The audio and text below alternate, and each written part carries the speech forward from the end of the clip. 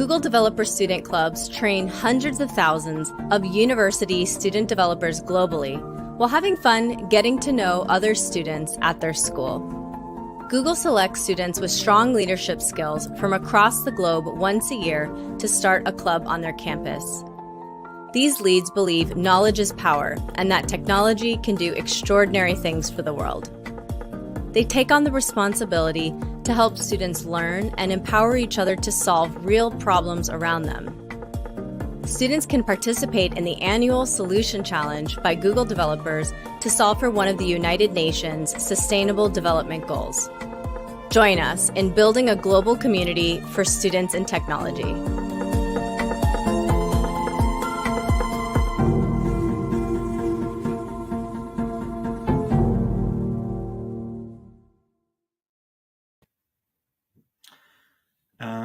Hello, everyone. Thank you so much for joining us for the JavaScript Data Structures event. We are excited to have you all here. Thank you for joining us. Today we have a guest speaker, Deepa, to give you an overview of the data structures and help you learn them. This event is a continuation of the series that I hosted last year about data structures. So you're welcome to watch them as well. You can find them on Think Outside the Valley channel, and I will share the links in the chat as well. So yeah, you're welcome to watch them afterwards. Cool. Now, yeah, to introduce myself, my name is Oleksandr. I'm Google developer, student club lead at Conestoga College in Waterloo, Ontario, Canada. And yeah, that's essentially it. Yeah,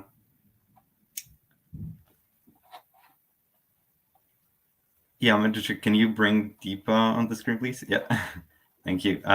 Cool. So hello, Deepa. Thank you for joining us. Yeah, I will pass it to you. So. Yeah, thank you so much, Oleksandr, for having me. Thank you, Matusha. Welcome. Good morning, good afternoon, and good evening from whichever part of the world you are from. Today we will see what are the JavaScript data structures. And who am I? My name is Deepa. I'm a software developer. I'm also involved with the community. I'm one of the organizers at Google Developer Group. I'm an ambassador at Women Tech Makers and a member of Women Who Code. And I also write blogs and Medium. These are the ways that you can follow me. And every slide would have my Twitter handle on the right top. And I would also post my LinkedIn at the end of this talk too. So today, the agenda is going to be, we will talk about Big O. We're not going to go deep dive into too much because Oleksandr has already gone through that. I'm not going to go through a lot in details, but we'll just do a refresher one, and we'll see what are the inbuilt JavaScript data structures such as arrays, objects, maps, and sets. We'll see how to implement a linked list, and finally we'll wrap it up with a Q&A. So my assumptions here is you have some understanding of data types in JavaScript. You should know a little bit of ES6 features. You should know what are classes, just to refresh your memory. Classes are templates for creating objects. Constructor is a special method of a class for creating and initializing object instance of that class. And you should know what does new operator do, what is a this keyword, and some ES6 for loops such as for off and for in, etc. And if you're familiar with code, any IDE or Chrome snippets, that will be helpful as well. So what is Big O? Big O is nothing but a notation that measures your execution based on the input size. It always measures the worst case. Complexities of a data structure can be measured either by omega, theta, or omicron. Don't think about the virus here, okay? So these are the ways that you could measure big O. And in this talk, we'll be talking more on the time complexities. And just to let you know that any data structure can be evaluated and graphically represented like this. And the ideal ones are the ones which are closer to the x-axis. The farther away from the x-axis, you should avoid such data structures. It could be, the ideal one is big O of 1, log n, linear one, and then please avoid O(n) square. There's a whole bunch of videos that Oleksandr has thoroughly explained. Here's a video that you can find out as well. I'm not going to press on this. Sorry about that. Okay, so what is a data structure anyway, right? So it is a collection of collection with a define, where you can define and define a way to access and store data. In simpler terms, you can manage and organize data. So different tasks and application requires different data structure. So now, what are the types of data structures? It could be linear or non-linear. So I'll be talking about arrays and linked lists today, but the rest was already covered by Oleksandr, and you can find out the link on the chat. So now today we'll talk about inbuilt data structures in JavaScript. So to begin with, let's see what is an array. Array, it's the most used data structure. It's a collection of items where you can identify them using an index, right? Arrays allows mixed types, and you can use arrays inside of an array too. So they are ordered list of data where duplicates are allowed, and it is contiguous in memory. So when and it also starts from the index 0. When I say contiguous, it is all continuous in memory. So understand this with arrays. And now, what are the characteristics? Arrays keep their insertion order, meaning, for example, here the array that is pointing to the index 3, 21 is pointing to index 3, and it'll always be in the index 3. So arrays are iterable. You can use for off loop to iterate arrays, and they are dynamic in size. That means that they are resizable. Duplicates are allowed in arrays, and like I said, you can also use mixed types. So there are some built-in methods with arrays, and some of the operations you can perform with an array is to add an item. You can use unshift. To add an item at the end, you can use push method.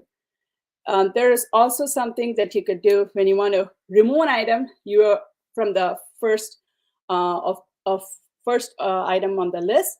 Then you could use shift. So I know that these terms are confusing, like shift and unshift. Remember that shift is you are shifting from one place to another one. So basically, you're removing yourself from one place to another one. So think of shift as like removing. And then I would also remember unshift as adding an item and then unshift. Both of them starts with a vowel. So A and U, think about it, remember this way, so that when you can add items, you use unshift. And there's also, for finding an element in an array is time consuming. You can use a find.index method. I'll show you in the code in a moment. And also, we can remove an array or add from the middle using splice. So Oleksandr, can you just post the code snippet to folks? So here is, can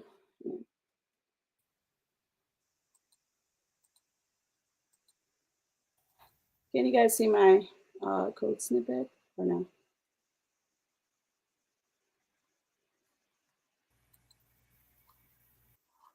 Sorry about that. Can you guys see my code snippet? No, sir, you cannot see it. How about now?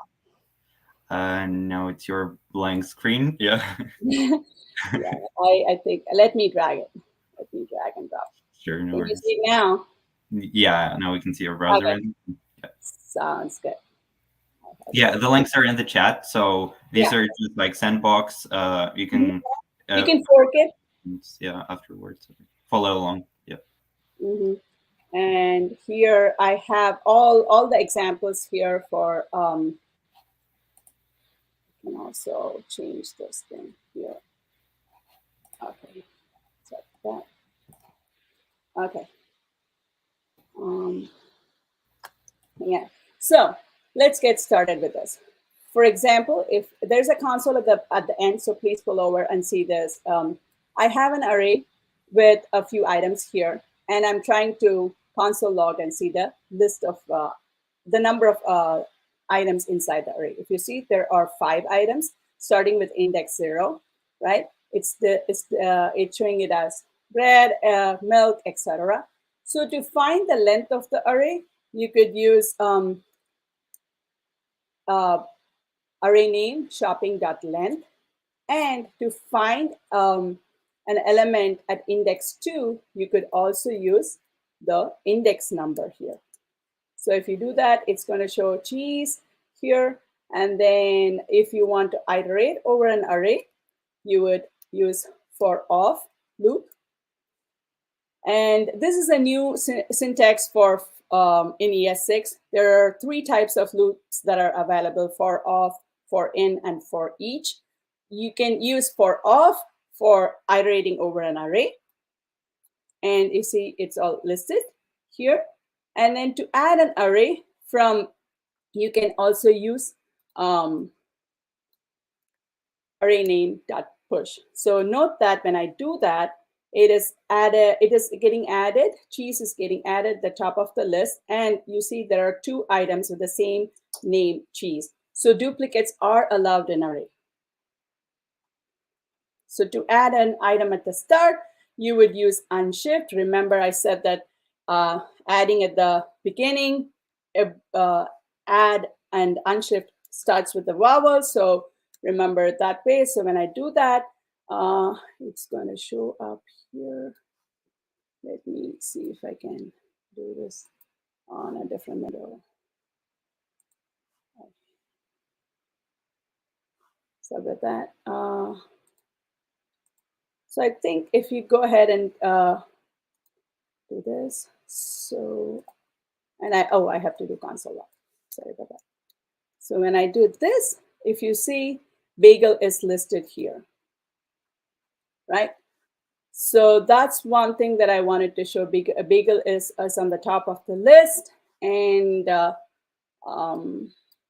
we can also find an element using find index method here. Arrays have a lot of inbuilt methods. So if you go to MDN, you would find a lot more than what I'm using here. But these are the common ones that you would be using to find an index of an array. For example, I'm trying to find the index of noodles here. So which would be, let's see, what does it do? So if I do this and console log it, so it's showing me, oh, the index of noodles is at 5. So for removing an array from the middle, you can use splice. Note that if you start off with, if you want to remove an element here, so the code here is all available to you, so you can go around and play with this and see how exactly splice work. For example, here I'm using splice of 3 and 1, so it is going to remove the cheese that we added here at the middle. So that's one thing that I wanted to show. And to remove an array from the beginning, you would also use shift. So if I do that, if you see, the bagel one is no more there. And if you want to pop an element at the end, you can also use shopping in a pop method here. So these are the various methods that are available. And I also wanted to show you that array can contain mixed types. Here I have numbers, and inside an array I have another array. And to for you to access the arrays, you can use the index number. So here, if I do this, it's going to show, okay, this is the 0, 1, and then this is the first element in the index 2, but then this is 0, 1, and 2 again. So Google will be displayed here. Hope that makes sense. So now moving on to what is the how does it connect with Big O, right?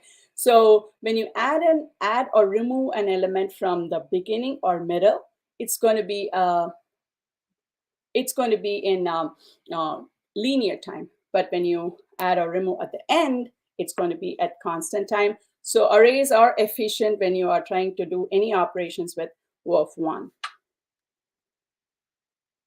So that it also depends on the input size. So now let's move on to sets. Sets are a list of data with no indices. You don't have any index like arrays. And note that here we are using the new keyword, new operator, to create a set, which is an inbuilt object type that is a constructor function. So sets are also iterable using for of. The keys here are unique, but the values are not. When you have multiple keys and you're trying to, when you have it, it overwrites the value. We'll see an example very quickly. And these are also resizable in size. And yeah, then let's move on to the characteristics of sets. It's a unique set of collection. The insertion order here is not preserved, like how I showed you in an array. For example, the third index was always pointing to the value 21. Here, it's not the case. The insertion order is not kept. However, deletion and finding something in a set is super fast. So there are some built-in set methods that you could use to add an element. This is very easy to remember. Add, delete, and the has method is available for you to find something inside of a set data structure. The new operator here creates an instance of a set. So let me try to go to the code here. And Oleksandr, please let me know if you can see my screen. Yes, everything's great. Cool. So if you want to access this, you have to use one of this script tag. Make sure that you're using the right one. I also have examples for object and map here, but we'll see it in a bit. Set. So here we are adding a value to the set, right? We are creating a set with a name, with a string called Google, and then we are adding a few more here to the set, and we can iterate over. And if you see it in the console here, so it is iterating through every single item here. And then it also, when I say if I want to access an element inside of a set, I'm saying .has method, which returns true. And if you go ahead and see what are the things that are available. If I want to delete the string called group, and then try to get what are the things that are inside a set, here it is showing up as Google and developer only, not the group is shown here. So order does not matter here. It's very easy to look up and delete stuff from a set's data structure. Yeah, sorry, Deepa, I will pause you for a second. So there was a question. Could you please mention the time complexity for each method, like maybe add and remove? Yeah, I'm coming. That's the next one. Okay, cool. Thank you. Yeah. So if you see, when I say add, delete, and search, which is add method, delete method, and .has method, it would be a time complexity of O of 1. Okay. And moving on to the next. So just to give you a comparison between arrays and sets do not contain duplicates. And yeah, it does not have to go like you don't have an index for sets, right? And also it's a sets are keyed collection. um, Order matters in an array, duplicates are allowed, but the most widely used data structure is arrays. But one drawback for arrays is it's hard for if you're trying to find an item or delete an item, you have to iterate over the whole um, uh, entire collection of data. So that might take some time. So performance wise, arrays, when you are trying to find something, it's going to be slow. So we saw what are arrays, we saw what are sets. Now let's move on to objects and maps. So these are reference type reference type data types too. So objects are key value pairs of unordered data. So retrieval of data is using keys, and it contains properties and functions. Functions are nothing but if you have a method if you have a function inside of an object, it's called methods.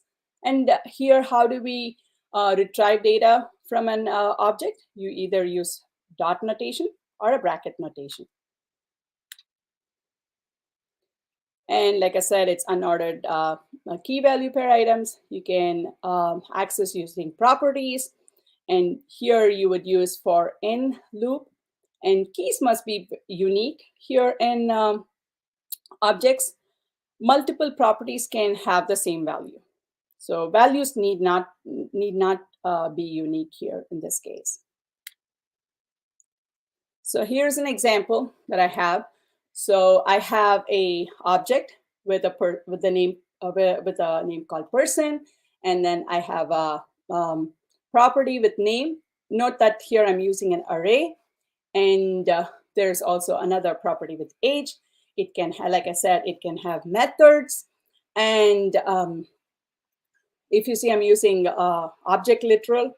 This is a ES6 syntax, so you should be familiar with object literal too. So the object which contains this method is it's being invoked by this keyword, and there's another method called greeting.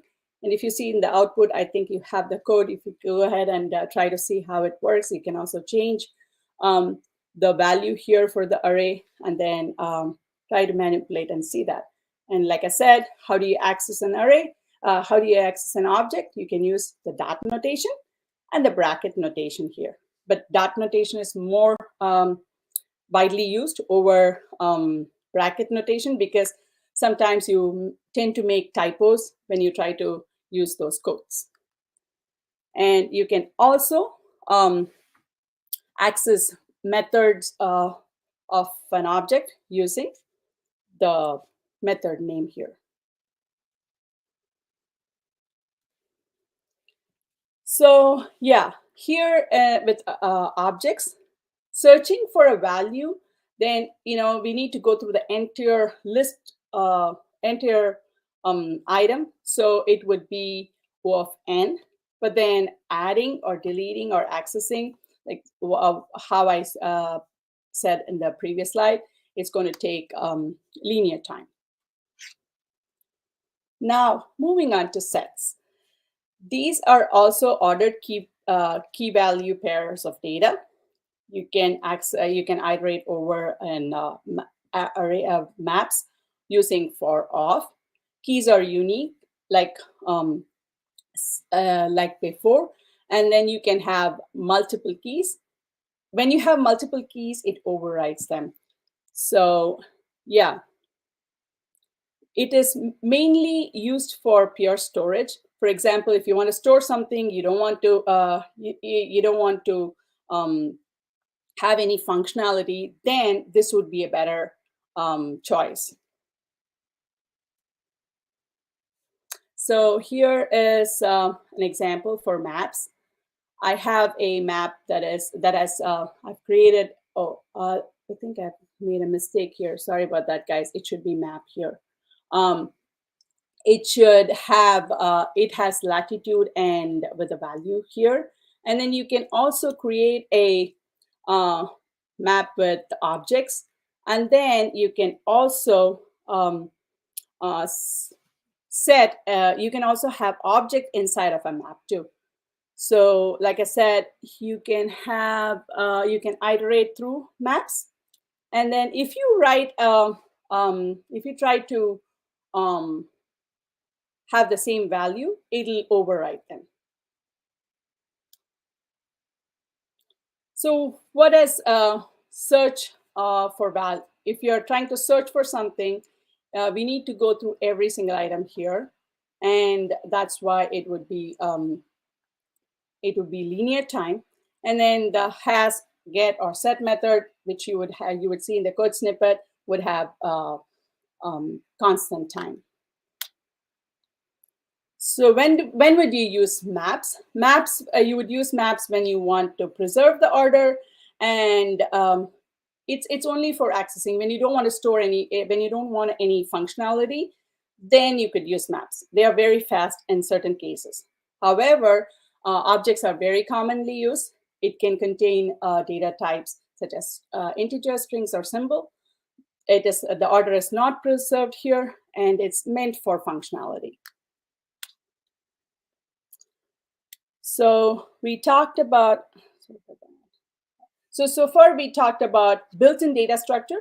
Now we'll move on to another famous data structure called linked list. So we can customize our own data structure, and linked list is one of them. You can customize it. It can be anywhere in store. It can be stored in memory, sequentially. It is not like arrays where you have, it's contiguous in memory. It's not like that. So linked lists also have a head, tail, and a null pointer, like how you see it here. Head is always the beginning of the list, and tail would be pointing to the last item, which is pointing to null. So just to give you a visual, on the left, you see arrays which are contiguous in memory, but then in linked list, it can be anywhere, but they are stored sequentially. And just to, if you want to visualize as how linked list would look like in code, this is how it looked like. So if you see here, head is pointing to 8, which is why the value of 8 is here. And then going so on and so forth. Tail is pointing to the value 10, which is here, right? And then we just point, the next item on here is null, which is why I've represented this as null here. So now what are the common operations that you can perform with the linked list? Either you can insert something, an item at the beginning or at end, deleting at the beginning or end. And then you can also insert and delete something from the middle. And you can look for an item with using the index. And you can also insert something based on the value at an index. And you can also remove an item from item using an index. And you could also reverse a linked list. For the sake of this talk, I would be implementing the following. We'll start creating a node. We'll create a linked list with a single item. We'll add something at the beginning and at the end. We'll remove as well. And I have some resources for how to find by value and index, and how to reverse linked list. And I can point out to you towards the end. Or you could also try it on your own with whatever knowledge that you would be gaining in a few minutes. So here, what is a node? A node is something that contains value and a pointer. If you see here, this is a node which has a value of 8, and then it's pointing to null, right? So you create a node using class constructor here. And the new operator here creates a new object. And under the hood, everything in JavaScript is object, guys. If you try to look into the console, if you go to code snippet, Chrome snippets, and you try to go through this and try to console log anything, you would always, if you look closely, everything would be an object there. So here I'm creating a new node with a value of 8.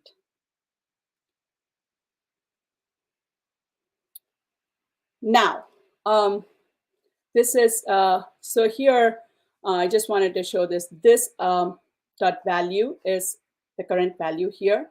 And this dot next is pointing to null. That's how you create the new node here. And here is a linked list with a single value, which the head and tail is pointing towards the value itself. So we are going to be creating, again, here in the previous slide, we saw how to create a node using class constructor. Here we are going to create a class for a linked list, and the constructor like the node class, which takes a value. For example, here we created the node, and then here we are creating a constructor for linked list. And note that we are also using the new operator here, which calls the node constructor. And then down here, we are using the new operator again to create a linked list with a new keyword. And here also the value is 8. And note that the head and tail are pointing to new node, which is nothing but 8 here.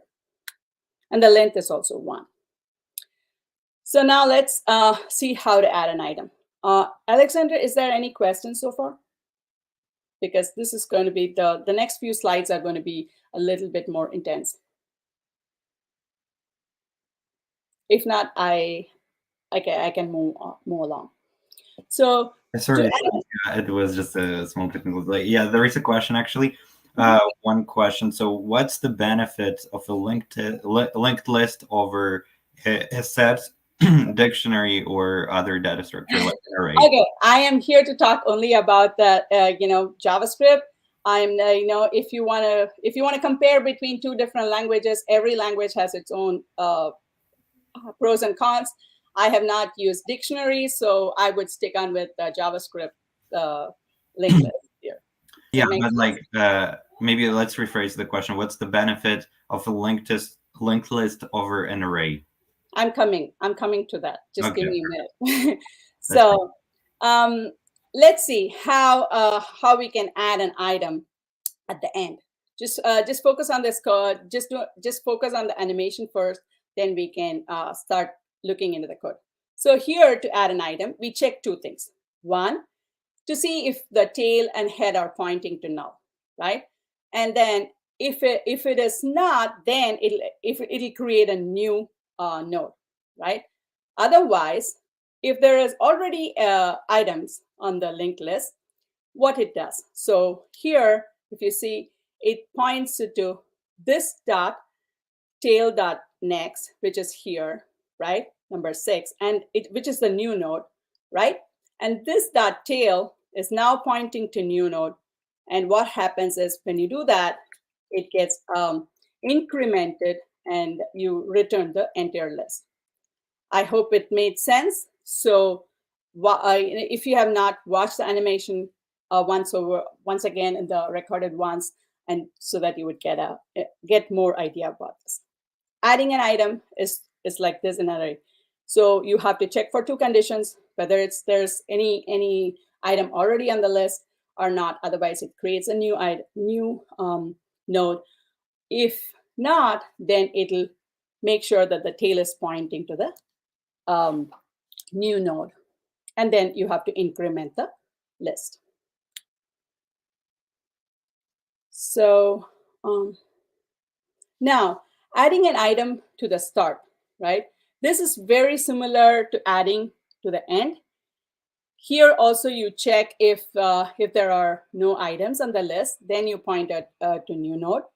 Otherwise, if there are 2 or more, like here, you would say, okay, new node dot next is pointing to the head, the current head. And then when you do that, this dot head becomes the new node, and then you increment the length by 1. So then when you say return this, you're returning the entire linked list. Okay. Now, the tricky part with linked list is deleting an item at the end. Okay. Here we have, when we remove an item at the end, the tail cannot go back here. So for example, this cannot, I'm trying to remove number 6 from here, and the tail cannot go back like this. So for you to do that, you have to iterate over all the items on the list. And it takes constant time here for that. So if you see, here we are going to be checking for 3 conditions. 1, if there is no items at all. If the list is empty, then return undefined.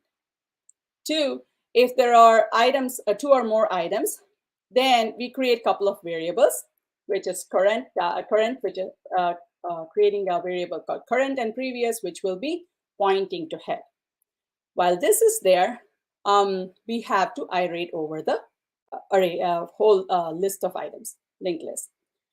So how long we do this? Until we have current.next. So which is current.next, which is also current is pointing to prev, and current is also until it goes through current.next has something, right? And when you have it, this when you reach at a point, previous would be pointing to tail, right?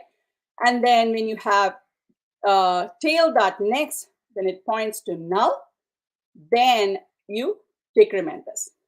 So you remove the item, and you also need to check for the last condition where there's only 1 item in the list. So there's nothing to remove per se, right? So when there's 1 item in the list, go ahead and do this. So, and then return the current item, right? So this is how deleting at the end, it is tricky, but it's if you pay close attention to what are the things what is popping in, what is popping out, then you would be able to understand much better. So deleting an item at the start is also very, very similar. However, here you have only 1 variable. So head will be, there's a temp variable which is pointing to the current head, and then this dot head is equal to this dot head dot next. When we do that, sorry about that. Okay, just give me a minute, Oleksandr. This is taking some time. Okay, sorry about that. Let's go through this again. So here we have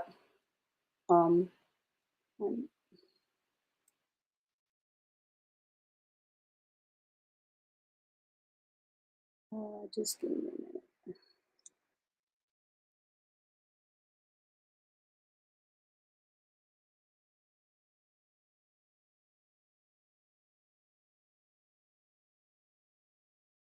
Okay, sorry about that. So deleting an item at the end, again, at the start, here we are creating a temp variable. This dot head is pointing to the temp variable, and then we are decrementing it when we have this dot head is pointing to next item, right?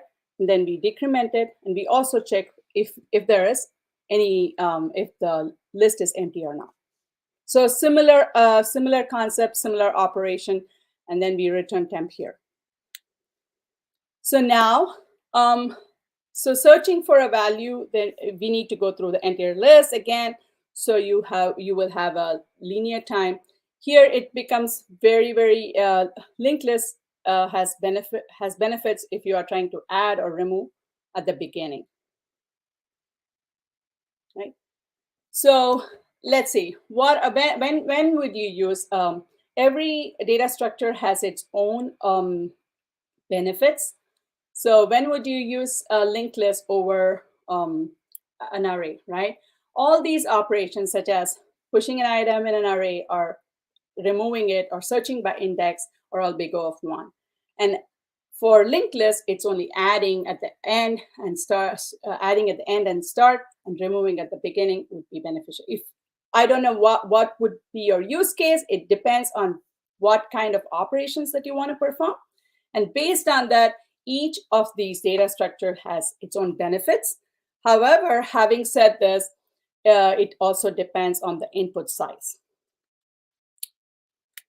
So with that said, understand each data structure has its own specific use case. It's based on your needs. That's what I want to end up with this talk. We did see, I just want to summarize, we did see what was Big O, and then what are the built-in data structures in JavaScript. And we also saw the implementation of linked lists. So to further go ahead and improve or increase your knowledge in this, try to take this and probably work on what is a doubly linked list, right? Singly linked list, it has only one pointer, but then doubly linked list, what is it? How can you implement it? You can go with that to the next step. And Alex, we have a quiz time now. Can we get the quiz? Yeah, let me share the link with all of the people here. Just a second. Yeah, so hang on, I need to start this. Okay, open. Oh, you can see this, right? I don't want to show the answers. Don't show the answers. I'm not going to show the answer. I'm trying to push this towards the side so that nobody sees it. No. Okay, I'm going to start this. It's a very simple thing, guys. Nothing fancy. Nothing. Nothing.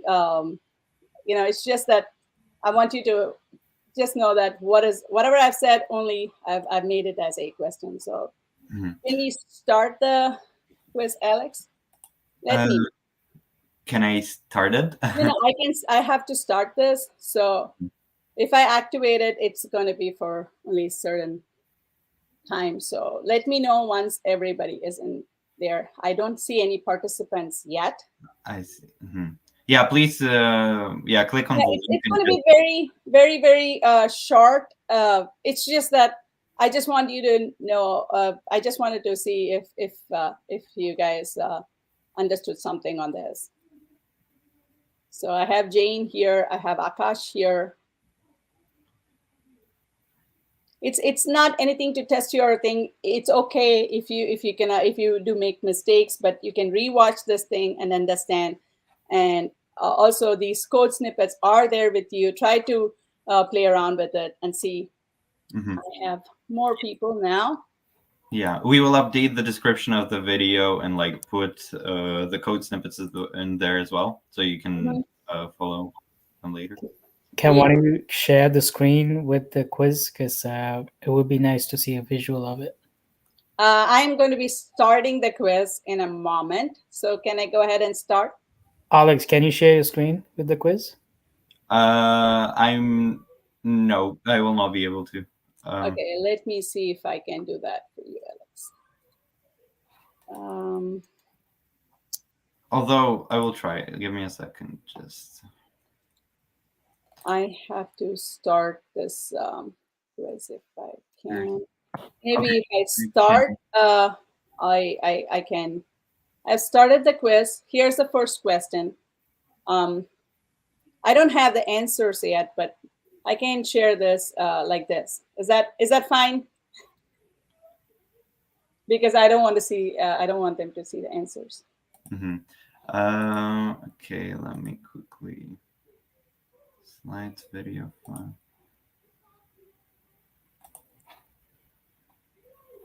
Okay, we have the first question that's done. Let's see what's the correct answer. 83 people got it right. 83% of the people got it right. And let's go to the leaderboard. Yes, we have Jordan J. Everybody got a point. That's fine. If you have not, don't feel free to rewatch this whole thing so that you get the idea of it. So the next one is, please go ahead and answer the next one. If you want data structure with unique values where finding and deleting is faster than arrays, which of the following will you pick? Yeah, I will just read the questions out loud for the people who are not here. Object, maps, sets, none of the above. So I think I did mention this. So let's see. What's the correct answer here? Sets. So now let's see. Okay, if you have not gotten it right, that's okay. We can just go relearn this. So this is the next question. Which one are these are non-linear data structure? Select one or more.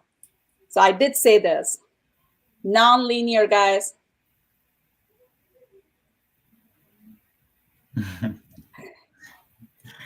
Oh, it's live. It's updating. That's great to see. That's why I had to put it as non-linear. Okay, let's see. Okay, trees and graphs are the correct answer for this. And we have, okay, I did mention this. So big O always measures the best case.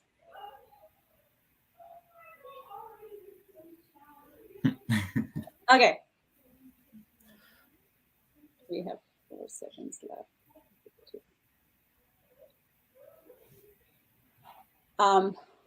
The correct answer is going to be false because big O always measures the worst case.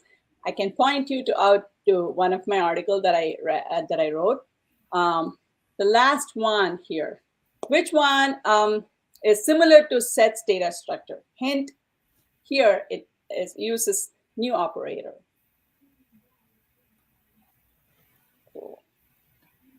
No.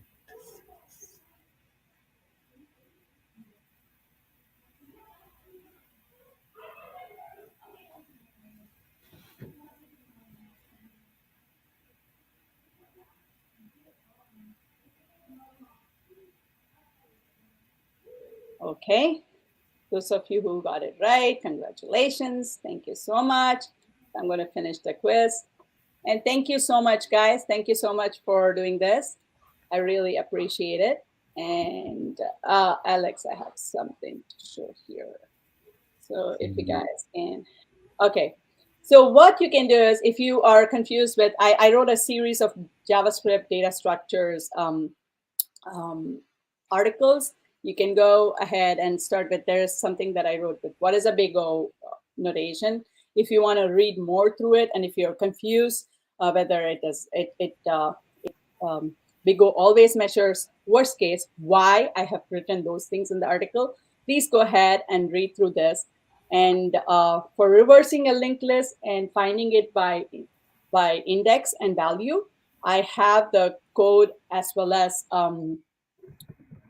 the gist for it in my articles. So please go ahead and check it. And these are my references. And these are the ways you could connect with me. Thank you, Oleksandr, for having me. And thank you so much, Madhusha, for this opportunity. Cool. Well, thank you so much for the great talk. We appreciate all your efforts. And yeah, that was great. Thank you for everyone who participated in the quiz. Yeah, maybe you can, like, if you have any questions that you'd like to ask, yeah, please drop them in the chat. Yeah, I have also included the links. Okay, let me paste it on YouTube part as well. So these are all the resources that you can find helpful, and then just generally can help you with your learnings. Yeah, but let's take a look at the questions if we have any. So I personally like the visual algo thing. I really like that, Oleksandr. So if you're a visual learner, you just have to go how these things pop in or pop out, or how do you insert an element in the middle. You know, this is a very good site that you can look into. Yeah, that's it. Just a second. Do I have? Okay, so yeah, there is another one question. Just where can I find the recordings of the previous workshops? I will paste them again. Yeah. Oleksandr, do we also have? Don't you have a YouTube channel for your chapter? that you could share? Yeah, it's reflected there, so everyone should be able to see it. Cool. Great. Yeah, but to conclude the event, yeah, I just want to say that yeah, Deepa does have a lot of good posts that definitely should help you, because like a lot of visualizations, very easy to understand. So I mean, I saw them myself, so they're great. And yeah, also as Deepa said, there is also a website. Again, we will include it in the description of the video, so you will be able to see all of the links and all the helpful resources for you. So it depends. There is a question here. Is it okay to use Java over what I don't know what is CPP or other or Java in algo interview? probably It depends. C++. Yeah, it depends which way, whatever you're comfortable. But when I have to pick up, I pick up Python for interview. Mm-hmm. So yeah. Yeah, I think it depends on the company as well, right? You need like to negotiate with them, and like probably when you go to the interview, you should know what language you will be interviewed in. So yeah, but generally, yeah, it's like every language is universal for data structures, essentially, like object-oriented language. Yes. But if you're looking for a front-end role, I would say that stick on to JavaScript. Yeah.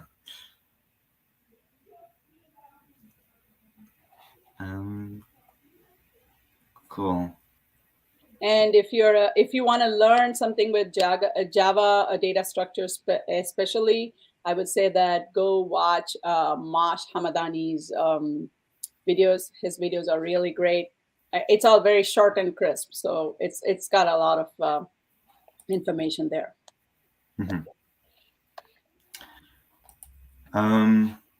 Cool. Yeah, I don't see any other questions. Yeah, I tried to answer some of them in the chat as well as we went through the presentation. So. Oh, he said CPP is C++. Okay, thank you. Cool. Yep. Okay, then thank you, everyone. Thank you for joining us, and have a great rest of your weekend. Thank you, guys. Thank you so much, Oleksandr, for having me here. Yeah, pleasure. It's a pleasure. Yeah, it's a pleasure. Thank you. Thank you. Bye. Google Developer Student Clubs train hundreds of thousands of university student developers globally while having fun getting to know other students at their school. Google selects students with strong leadership skills from across the globe once a year to start a club on their campus. These leads believe knowledge is power and that technology can do extraordinary things for the world. They take on the responsibility to help students learn and empower each other to solve real problems around them. Students can participate in the annual Solution Challenge by Google developers to solve for one of the United Nations Sustainable Development Goals. Join us in building a global community for students in technology.